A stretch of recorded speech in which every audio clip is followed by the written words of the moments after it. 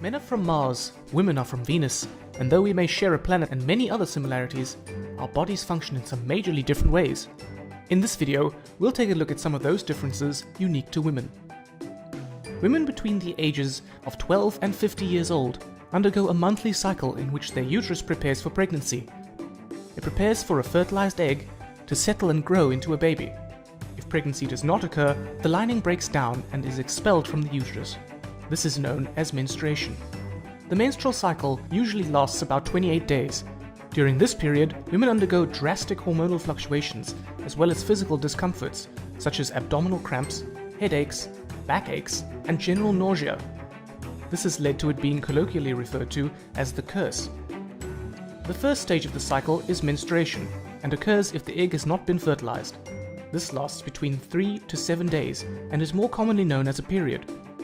Because the egg has not been fertilized, the uterus lining, called the endometrium, is not needed, and hence it breaks down and is lost through the vaginal canal with some blood. The next stage is known as ovulation, and is when the woman is most fertile. After menstruation, the lining of the uterus thickens up again in preparation for a fertilized egg, and inside the ovary, a follicle develops. At about 14 days into the cycle, an egg is released from the follicle in the ovaries, and fertilization could take place. If the egg is fertilized and embeds itself in the thick uterine lining, the lining is not shed, and thus menstruation does not occur, and the woman becomes pregnant. If it doesn't manage to embed, then the lining will break down and menstruation will occur and the cycle is repeated. The menstrual cycle is controlled by two main hormones, estrogen and progesterone. We met these hormones in this video. Estrogen is produced by the ovaries and causes the uterus lining, the endometrium, to thicken again after menstruation so that it is ready to receive an embryo. Progesterone is produced by the empty follicle in the ovary. See how it is produced after the egg has been released and then drops off if the egg does not embed in the uterus or if the egg is unfertilized. But if the egg is fertilized and embeds, then progesterone levels stay high for the first 6.5 months of pregnancy. The follicle continues to produce it and a placenta is formed.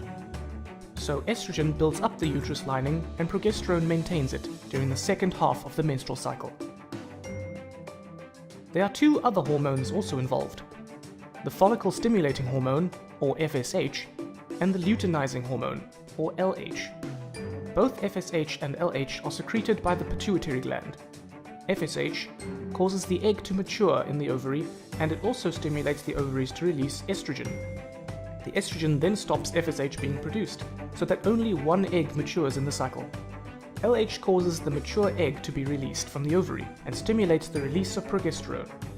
You may want to browse the internet to learn more about these hormones.